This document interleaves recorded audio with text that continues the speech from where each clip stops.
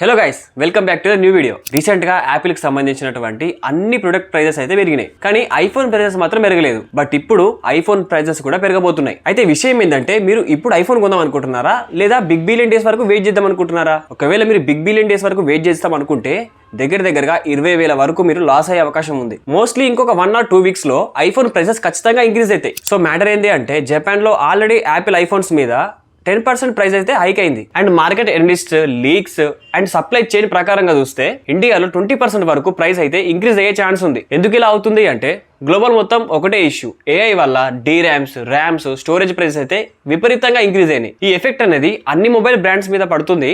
Already అన్ని mobiles brands అయితే price అయితే ఇంక్రీజ్ చేసినాయి. RAM and Rome A device లో అయితే ఇంప్లిమెంట్ చేస్తారో అలాంటి అన్ని బ్రాండ్స్ కూడా ఇంపాక్ట్ అవుతున్నాయి. ఇలాంటి సిచ్యువేషన్ లో యాపిల్ కూడా ఇంపాక్ట్ అయింది. యాపిల్ ఓన్లీ వాళ్ళ చిప్స్ మాత్రమే తయారు చేసుకుంటది, బట్ ర్యామ్ అండ్ స్టోరేజ్ ని బయట నుండే కొనుక్కోవాలి. దీని వల్ల ఏమవుతుందంటే, ప్రొడక్షన్ కాస్ట్ అనేది ఓవరాల్ గా ఇంక్రీజ్ అవుతుంది. దీని వల్ల యాపిల్ ప్రొడక్ట్స్ ప్రైజెస్ అయితే ఇంక్రీజ్ చేయబోతున్నారు. గ్లోబల్లీ మొత్తం ఈ టెక్ ఇండస్ట్రీలో ర్యామ్ అండ్ రోమ్ ని యూజ్ చేసే ప్రతి టెక్ కంపెనీ ఈ ప్రాబ్లమ్ అయితే ఫేస్ చేస్తున్నారు. మెయిన్ ప్రాబ్లం ఎక్కడ వస్తుందంటే, సామ్సంగ్, ఎస్కే హైనిక్స్ లాంటి కంపెనీస్ ప్రస్తుతానికి ఇవి మాత్రమే ఈ ర్యామ్, రోమ్ అండ్ డీరామ్స్ పైన వర్క్ చేస్తున్నాయి. సో ఈ కంపెనీస్ మాత్రమే వీటిని తయారు చేయడం వల్ల డిమాండ్ ఎక్కువైపోతుంది, సప్లై తక్కువైపోతుంది. ఇప్పుడున్న ఏఐ జనరేషన్ లో డీరామ్ అండ్ రోమ్ సప్లైకి అసలు ఏ కంపెనీ సరిపోవడం లేదు. సో ఈ ఇంపాక్ట్ అనేది మొత్తం మొబైల్ ఫోన్ మీద పడింది. సో ఇంకో విషయం ఏంటంటే, యాపిల్ ఇప్పటి వరకు తన ప్రొడక్ట్స్ మీద కాస్ట్ ని ఇంక్రీజ్ చేయలేదు. జస్ట్ కొన్ని రోజుల ముందు మాత్రమే కొన్ని ప్రొడక్ట్స్ మీద ప్రైజెస్ అనేవి ఇంక్రీజ్ చేసింది. బట్ ఇప్పుడు ఆ ప్రొడక్షన్ కాస్ట్ ఆపిల్ కూడా భరించాల్సిందే కాబట్టి ఐఫోన్ ప్రైజెస్ కూడా ఇంక్రీజ్ చేస్తుంది. ఇప్పుడు ఒకవేళ మీరు పాత ఐఫోన్ నుండి కొత్త ఐఫోన్ కి అప్గ్రేడ్ అవుదాం అనుకున్నా,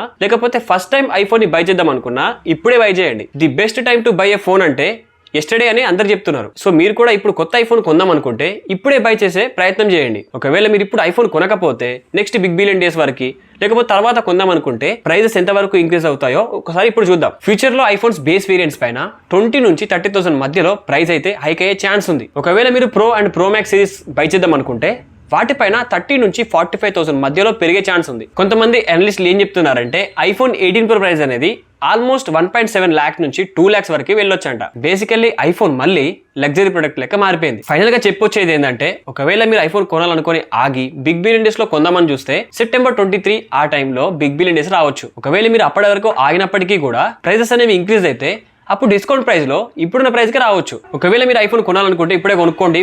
ప్రొడక్ట్ ట్యాక్స్ లో ట్యాగ్ చేస్తాను, ఒకసారి దీని ప్రైస్ లిస్ట్ ఎలా ఉందో చెక్ చేద్దాం. ఐఫోన్ 17 బేస్ వేరియంట్ ప్రస్తుతానికి 83,000 దగ్గర అవైలబుల్ ఉంది. లేదా ఒక 1 year ఓల్డ్ ఫోన్ తీసుకుందాము అంటే ఐఫోన్ 16 ప్రైస్ అక్కడ 67,900 రూపీస్ దగ్గర అవైలబుల్ ఉంది. ఇంకా 2 years బ్యాక్ ఫైన్ అయినా పర్లేదు అంటే ఐఫోన్ 15 ప్రైస్ అక్కడ 58,900 రూపీస్ దగ్గర అవైలబుల్ ఉంది. ఇక లేటెస్ట్ ఐఫోన్ 17 Pro ప్రైస్ అయితే 1,29,000 నుండి 1,34,000 దగ్గర వరకు అయితే ఉంది. ఐఫోన్ 17 Pro Max ప్రైస్ 1,44,000 నుంచి 1,48,000 మధ్యలో ఉంది. ఒక విధంగా చెప్పాలంటే, రేపు చేయాల్సిన పనిని ఈ రోజే చేయాలన్నట్టుగా ఈ రోజు చేయాల్సిన పనిని ఇప్పుడే చేయండి. ఈ రోజు కొనాలనుకున్నది ఇప్పుడే కొనేయండి. సో వీటిలో మీరు ఏ స్మార్ట్ ఫోన్ ని బై చేద్దాం అనుకుంటున్నారు? కింద కామెంట్ సెక్షన్ లో ఖచ్చితంగా చెప్పండి. నా పాయింట్ ఆఫ్ వ్యూలో ఒక విషయం చెప్తా, గుర్తుపెట్టుకోండి. ఆల్రెడీ మీ దగ్గర మొబైల్ ఫోన్స్ ఉండి అవి బాగా వర్క్ చేస్తున్నాయి, మాకు ఇంకొక 1.5 year వరకు ఈ పర్ఫార్మెన్స్ సరిపోతుంది, మాకు ఎలాంటి ప్రాబ్లం లేదు అన్నప్పుడు ఆ ఫోన్ మీ దగ్గరే పెట్టుకోండి.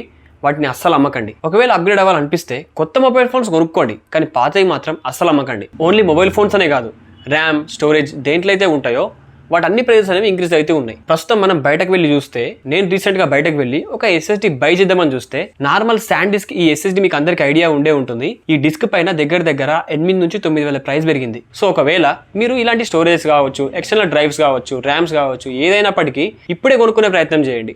ఇంకో 1.5 year వరకు ప్రైజెస్ అనేవి అసలు తగ్గవు. ఈ ఇన్ఫ్లేషన్ అండ్ డిమాండ్ వల్ల ఈ ప్రైజెస్ అనేవి ఇంకా ఎంతవరకు వెళ్తాయో చెప్పలేము. 1 year బ్యాక్ మనం 2025 లో చూస్తే 1 month లో దగ్గర 30 ఫోన్లు కూడా లాంచ్ అయిన రోజులు ఉన్నాయి. బట్ ఇప్పుడు ప్రస్తుతానికి కొన్ని బ్రాండ్స్ అయితే మెర్జ్ అయిపోతున్నాయి. రియల్మీ, ఒప్పో, OnePlus లాంటి బ్రాండ్స్ అయితే ఇప్పుడు పూర్తిగా మెర్జ్ అయిపోయినాయి.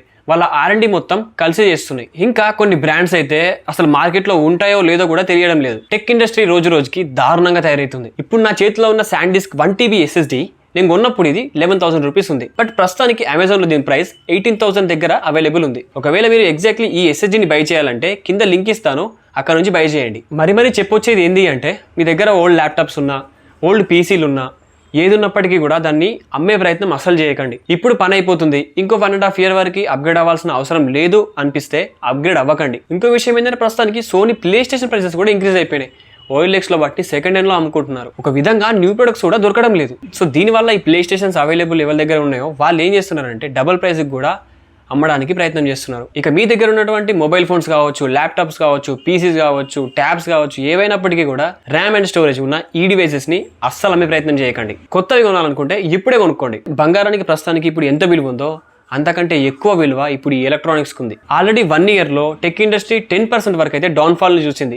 రాబోయే రోజుల్లో ఇంకా ఎంత డౌన్ఫాల్ అవుతుందో ఎవరికీ తెలియదు. సో ఇలాంటి అప్డేట్స్ మీకు కావాలి అంటే ఛానల్ ఇప్పుడే సబ్స్క్రైబ్ చేసుకోండి. ఇలాంటి అప్డేట్స్ మనకి వెంటనే వస్తూనే ఉంటాయి. వీటిపైన లేటెస్ట్ వీడియోస్ మనం చేస్తూనే ఉంటాం. అప్పటి వరకు మన ఛానల్ సబ్స్క్రైబ్ చేసుకొని ఫాలో అవుతూ ఉండండి. Thanks for watching. Bye bye నా.